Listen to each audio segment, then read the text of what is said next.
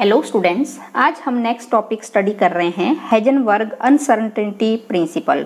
Students, ये topic आपने chemistry में भी स्टडी किया है कि हाइजेनबर्ग अनसर्टेनिटी प्रिंसिपल क्या होता है। तो स्टूडेंट्स, इसकी डेफिनेशन ये है कि according to this principle it is impossible to measure simultaneously both the position and momentum of a particle accurately. अगर कोई स्टूडेंट्स कोई माइक्रोस्कोपिक पार्टिकल है, अगर हमने उसकी पोजीशन और मोमेंटम दोनों को साइमल्टेनियसली हमने क्या करना है, मेजर करना है, तो ये इम्पॉसिबल है। यही हाइजेनबर्ग अनसर्टेनिटी प्रिंसिपल हमें बताता है कि it is impossible to measure simultaneously both the position and momentum of a particle accurately. तो आप एक साथ किसी भी माइक्रोस्कोपिक जो पार्टिकल है उसका आप ना पोजीशन और साथ में ना ही आप मोमेंटम एक साथ आप कैलकुलेट नहीं कर सकते हैं। तो of the uncertainty in the measurement of the position and the uncertainty in the measurement of momentum is equal to H cut. तो ये हमारे पास जो वैल्यू रहती है वो ये रहती है कि इन दोनों का हमने क्या करना है, प्रोडक्ट लेना है। प्रोडक्ट डेल्टा एक्स और डेल्टा पी। डेल्टा एक्स आपको पता है पोजीशन के लिए हम ले रहे हैं, change in position. Delta P momentum के लिए ले रहे हैं और इसकी वैल्यू होती है, इसका प्रोडक्ट इक्वल टू होता है एच कट के बराबर। ठीक है, तो वेयर एच कट क्या होता है, एच कट होता है एच अपॉन 2 और एच आपको पता है प्लैंक्स कांस्टेंट होता है और इसकी जो वैल्यू रहती है वो 6.63 into 10⁻⁻34 joule second, Planck's constant की वैल्यू।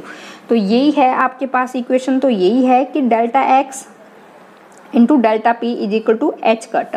अब फर्स्ट कंडीशन स्टूडेंट्स इसमें ये है कि अगर हम पोजीशन, अगर हम किसी माइक्रोस्कोपिक पार्टिकल की पोजीशन को अगर हम एक्यूरेटली अगर हम मेजर कर रहे हैं, फर्स्ट कंडीशन यही है if delta X is equal to 0, कि जो पोजीशन ऑफ पार्टिकल है उसको तो आप एक्यूरेटली क्या कर रहे हो, मेजर कर रहे हो। तो उस केस में क्या होगा स्टूडेंट्स, हमारे पास डेल्टा पी की जो वैल्यू आएगी, क्योंकि जो मोमेंटम की जो वैल्यू आएगी H cut upon delta x, क्योंकि जो पोजीशन की जो वैल्यू है उसको हम एक्यूरेटली क्या कर रहे हैं, स्टडी कर रहे हैं। तो अगर हम फर्स्ट कंडीशन में हम if delta X is equal to 0, अगर डेल्टा एक्स हम 0 ले रहे हैं, इसकी पोजीशन हमें मालूम है और इसकी जो वैल्यू है वो 0 के बराबर हम पुट कर रहे हैं, तो आपको पता है डेल्टा एक्स जब 0 हो गया तो यहाँ पर something divided by 0 is infinite. तो डेल्टा पी उसी टाइम उसी कंडीशन पर क्या हो रहा है, the uncertainty in the measurement of the particle is infinite. तो देखो यहाँ पर जो मोमेंटम की वैल्यू है वो इन्फिनाइट हो रही है। तो ये उस कंडीशन पर अगर हमने डेल्टा एक्स की वैल्यू को अगर हमने क्या किया, एक्यूरेटली अगर हम मेजर कर पा रहे हैं, तो हम उस केस में मोमेंटम की वैल्यू को हम कैलकुलेट नहीं कर पाएंगे, क्योंकि एकदम से ये uncertainty in the measurement of momentum of particle is infinite, क्योंकि यहाँ पर हम जो मोमेंटम है पार्टिकल का उसको हम मेजर नहीं कर पाएंगे। अब सेकेंड कंडीशन स्टूडेंट्स यहाँ पर ये है कि if delta P is equal to 0, अगर मोमेंटम की वैल्यू अगर आप ले रहे हो कि दैट इज द मोमेंटम, आपको मालूम है कि मोमेंटम की वैल्यू ये है, the momentum of particle is measured accurately.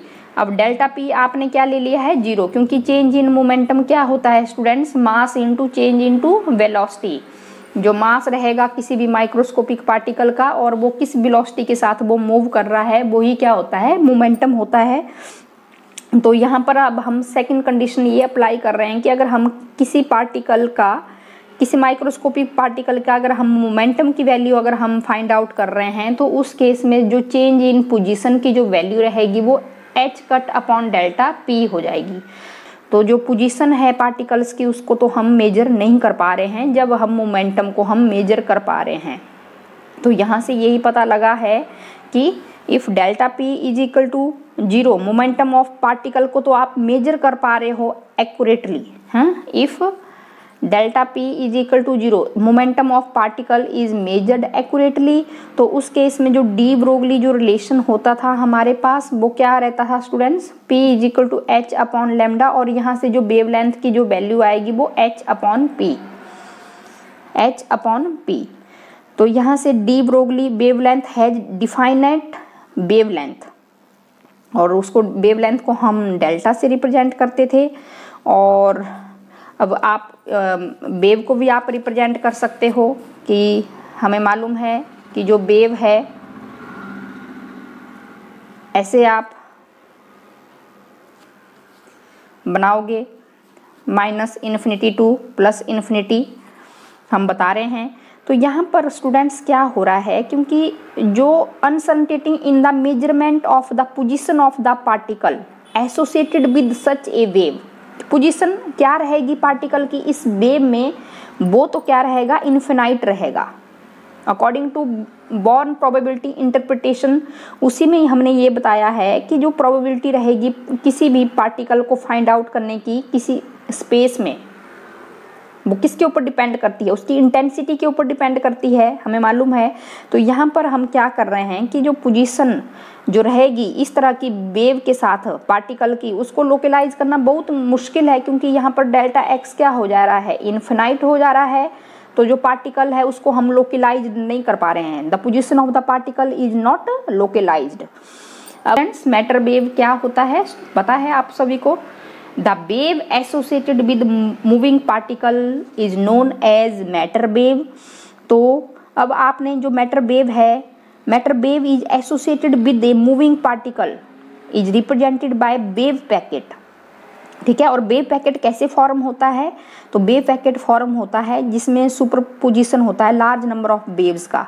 तो अगर सुपरपोजिशन कंस्ट्रक्टिवली हो रहा है तो उस केस में जो रिजल्टेंट जो एम्पलीट्यूड होगा वो लार्ज रहेगा।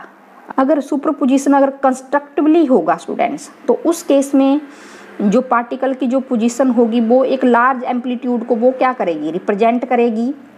अगर डिस्ट्रक्टिवली अगर सुपर इम्पोज हो रहा है तो उस केस में जो रिजल्टेंट वेव आएगी उसका तो एम्पलीट्यूड क्या रहेगा, 0 रहेगा। तो ये वाली कंडीशन आपने स्टडी किया हुआ है, पीछे हमने डाइफ्रैक्शन के केस में हमने ये डायग्राम हमने बताया था आप लोगों को कि जो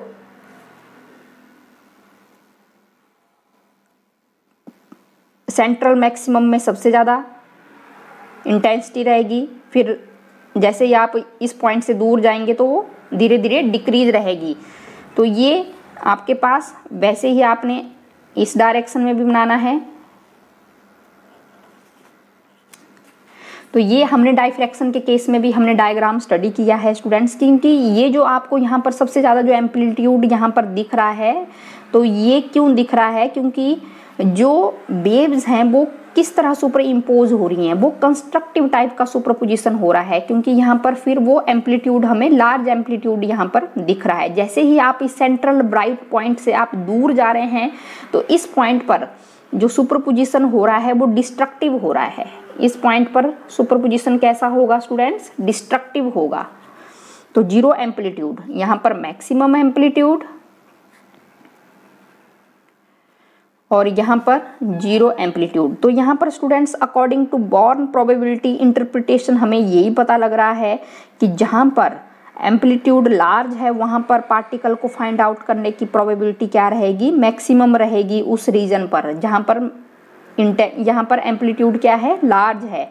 तो इस केस में जो प्रोबेबिलिटी रहेगी फाइंड आउट करने की पार्टिकल्स की वो मैक्सिमम रहेगी, ठीक है। Large amplitude of wave packet is maximum और यहाँ पर 0 रहेगी। एम्पलीट्यूड क्या है यहाँ पर, there is no probability of finding the particle in the region of 0 amplitude, this is 0 amplitude. तो ये आपको मालूम होना चाहिए हाइजेनबर्ग अनसर्टेनिटी प्रिंसिपल में। अगर आप पोजीशन की वैल्यू को अगर फाइंड आउट कर पा रहे हैं तो मोमेंटम क्या हो रहा है, उसी टाइम मोमेंटम क्या हो जा रहा है, चेंज हो जा रहा है।